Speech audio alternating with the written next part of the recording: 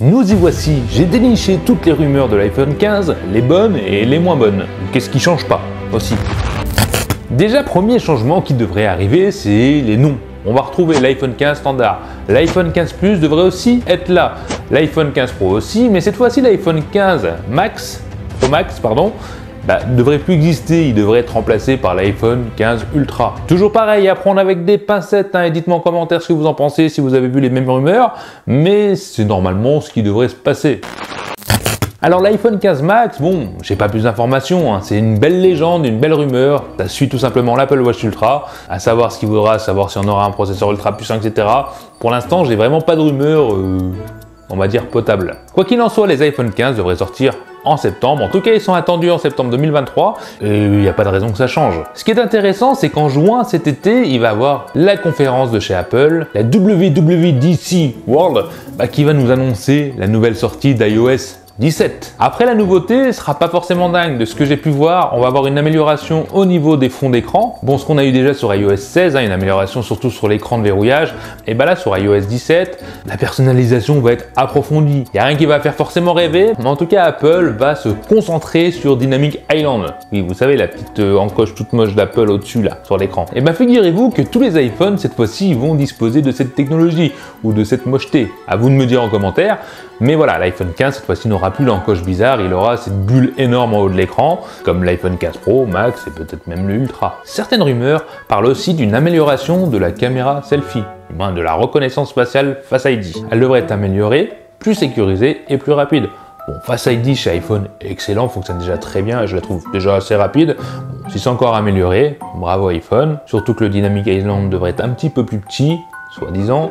Voilà, donc c'est toujours agréable d'avoir des améliorations, même minimes. D'ailleurs, ce qui va choquer aussi grandement cette fois-ci tous les fans d'Apple et surtout d'iPhone, c'est le branchement. On n'est plus sur le Lightning de chez Apple qu'on a tous eu avec nos câbles qu'on doit acheter à part. Cette fois-ci, l'Europe impose à Apple d'avoir l'USB Type C. Vous savez, tout ce qu'on a sur les smartphones Android devrait être le même chez Apple. Mais vu qu'Apple est têtu et ne veut pas faire comme tout le monde, alors ça reste une rumeur, mais il devrait normalement faire un câble USB Type C mais différent, c'est-à-dire qu'il fonctionnera juste sur les Apple, ce qui permettra tout simplement à vous faire acheter un câble malgré tout compatible Apple, qui ne sera pas compatible chez Android. Je sais pas comment ils vont se débrouiller, en tout cas la vitesse de transfert devrait être beaucoup plus rapide que les anciens iPhones. On devrait avoir la vitesse comme l'USB 3.2, donc ça cartonne, c'est pour transférer des vidéos, ça devrait être top. Voilà, c'est toujours des rumeurs, mais normalement l'USB Type C, sachant qu'on a un visuel sur des écouteurs à fil qui vont sortir chez Apple, et on voit clairement la prise en USB Type C, donc c'est une rumeur qu'on peut presque confirmer. C'est difficile de se tromper vu que c'est imposé par l'Union Européenne quand même. Autre info d'après une source fiable, normalement, en tout cas une des sources les plus fiables, qui a toujours donné des rumeurs réelles, on va dire véridiques, et qui va être un gros changement pour vous, pour les habitués des iPhones, c'est le bouton silence. Oui, on a un bouton silence normalement sur les iPhones qu'on vient clipser de gauche à droite pour l'activer ou le désactiver. Cette fois-ci, Apple aurait soi-disant mis un bouton action. Ce bouton action vous permettra donc d'activer le silence, mais cette fois-ci en cliquant dessus, et qui sait pouvoir avoir d'autres fonctionnalités, comme le programmer, activer la lampe torche, ou d'autres options qu'on pourra personnaliser nous-mêmes sur iOS. Toujours pareil, à prendre avec des pincettes, c'est des rumeurs. À vous de me dire si vous préférez le bouton qu'on clip sur le côté pour activer le silence tout simplement, ou un bouton action. Ce serait plus intéressant pour vous si vous vouliez programmer, je sais pas, un mode sport, une lampe torche, etc. Je compte sur vous en commentaire pour me donner votre ressenti. On va pas se battre sur l'esthétique, est-ce qu'il est beau, est-ce qu'il est pas beau, mais ce qui est gênant, c'est que ça fait depuis l'iPhone 12 où il n'y a réellement pas eu de changement du tout, ou alors tellement infime qu'on peut dire que c'est le même smartphone depuis 3 ans. Alors l'iPhone 15 devrait avoir du changement. Je vous arrête tout de suite, c'est pas un changement flagrant, mais quand même un petit changement en tout cas visuel. Le plus gros changement de cet iPhone 15 devrait être sur les contours. On a des contours en aluminium sur iPhone qui sont tranchés, qui sont droits, et l'iPhone 15 devrait arrondir un petit peu ses contours. Bon, c'est pas flagrant, on n'est pas sur de l'iPhone 5C avec des contours bien ronds, on va avoir un petit côté arrondi qui va sûrement améliorer le confort, et en même temps changer un petit peu l'esthétique. Bien qu'iPhone ne prend jamais vraiment de risque sur l'esthétique, ça reste un petit changement, et je pense qu'il faut encourager Apple en disant oui, c'est bien Apple, parce qu'il commence à en avoir marre. Sachant que le contour en aluminium qu'on a toujours eu sur les iPhones devrait aussi changer.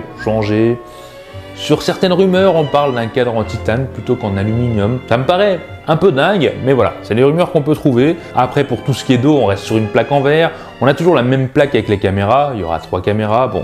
C'est peut-être un petit peu plus épais, mais voilà, dans l'ensemble, c'est les rebords arrondis et le bouton action qui vient remplacer le bouton silence qui va réellement changer. On notera quand même une petite différence sur le module photo entre l'iPhone 15 Pro et l'iPhone 15 Max ou Ultra. Comme on peut le voir, l'iPhone 15 Pro, le module photo est quand même plus épais. Puis sur le Max, il est quand même un petit peu moins grand. À voir si c'est vrai ou si c'est juste un effet d'optique. Ça reste des rumeurs, hein. Désolé, je peux pas vous affirmer des choses, c'est des rumeurs. Donc, à prendre avec des pincettes. Mais attention, sur les caméras, il va y avoir quand même du changement. Alors sur le Ultra ou le 15 Max, on aurait une caméra, j'ai oublié comment ça se prononçait, du moins une lentille périscope, ce qui nous permettra d'avoir un zoom normalement optique x10 pour concurrencer Samsung qui nous propose du x100 en numérique. iPhone fera peut-être du x100 en numérique, j'en doute un peu, mais pourquoi pas. Voilà, c'est quand même une avancée technologique, ouais, pas vraiment un rattrapage technologique par rapport à la concurrence, mais c'est vrai que ça pourrait être pas mal. Dites-moi ce que vous en pensez en commentaire, mais un zoom x100 sur iPhone, je trouve que ça manque. Autre chose qui va changer aussi sur les caméras de l'iPhone, c'est que cette fois-ci, ils ont mis une caméra Sony qui va permettre d'améliorer les hautes lumières et les basses lumières, c'est-à-dire augmenter les basses lumières tout en gardant de la qualité et gérer plus facilement les hautes lumières sans avoir de ciel vraiment cramé tout en gardant des couleurs, etc. Je peux pas vous expliquer exactement ce que c'est que la technologie, j'aurais pu faire semblant, mais j'ai pas envie de vous faire croire un truc que je ne comprends pas forcément. Quoi qu'il arrive, ils en parlent, une amélioration. iPhone est bon en photo, s'ils peuvent faire mieux, c'est encore mieux, surtout pour les photos de nuit. On a bien sûr aussi l'autonomie qui va être améliorée. Oui, Apple va mettre une plus grosse batterie sur chacun de leurs iPhones, que ce soit le 15, le 15 Plus, le 15 Pro, etc. Et donc proposer une meilleure autonomie. Cette batterie vient pas équilibrer la consommation du processeur parce que le nouveau processeur d'Apple devrait être beaucoup moins énergivore, jusqu'à 36% de moins de consommation d'énergie, ce qui est quand même énorme, et gagner en performance jusqu'à 15%. C'est pas énorme, on n'a pas une grande amélioration au niveau des performances. En tout cas, je trouve ça largement suffisant. Pour ce qui est des écrans, bon, j'ai pas vu d'informations particulières. On reste sur un écran de 6,1 pouces sur les modèles 15 standard et le 15 Pro. Pour le 15 Plus, ça reste du 6,7 pouces. Mais il y a un truc qui m'a fait tilt, qui me fait peur. Honnêtement, ça me fait peur. Et cette information, elle est à prendre avec des pincettes, mais elle est peut-être bien vraie. Normalement, je dis bien normalement, Apple devrait annoncer leurs iPhones en Europe sans tiroir de carte SIM, ce qui veut dire qu'on ne pourra plus insérer sa carte SIM dans un iPhone, il faudra passer à la eSIM. Pour beaucoup d'entre vous, ça paraît certainement pas compliqué. Avoir une eSIM, ça commence à devenir, j'ai envie de dire, banal pour les passionnés ou les connaisseurs. J'en ai pas perso. Mais c'est vrai qu'une personne lambda qui va acheter un smartphone qui ne connaît pas la eSIM, ça risque d'être compliqué au départ, je trouve. Dites-moi en commentaire ce que vous en pensez. Moi, je trouve ça, j'ai envie de dire bien, mais à la fois nul. C'est un peu comme la prise jack à l'époque. Beaucoup de monde a eu du mal sans la prise jack, maintenant on s'y habitue. Pareil pour moi, le tiroir de carte SIM, ça permettra de faciliter l'étanchéité du téléphone parce que oui, il sera IP68, mais voilà, j'aimerais avoir vraiment votre avis là-dessus. Qu'en est-il du prix? Parce que oui, préparez-vous, ça va faire mal, très mal. Là, je parle pour l'iPhone 15 Ultra ou le Max, je sais pas trop le nom. Selon les rumeurs, on va avoir une augmentation qui fait flipper. Elle devrait être entre 48% et 54% d'augmentation par rapport au modèle 14 Max de l'année dernière. On va dépasser les 2000 € sur un smartphone. C'est juste flippant. J'espère que cette rumeur est fausse. Et malgré le contexte actuel et toutes les hausses qu'on peut avoir au supermarché, etc., une hausse pareille, je pense que là, Apple se tire une balle dans le pied et que cette rumeur est fausse. Mais méfions-nous, Apple peut nous surprendre aussi dans le mauvais sens, même souvent. Pour ce qui est de l'iPhone 15 standard, il devrait quand même avoisiner les 1000 €, c'est-à-dire passer la barre des 1000 € pour le modèle 128 Go de stockage standard. Bon là, tout le monde devra passer par un crédit pour prendre un iPhone 15, ça commence vraiment à faire flipper. C'est peut-être qu'une rumeur non fondée qui n'arrivera pas, mais je pense que c'est fort possible, malheureusement. Mais je vous ai quand même réservé des rumeurs qui ne devraient certainement pas arriver, mais j'avais envie de vous en parler. En gros, on est sur des rumeurs peu probables.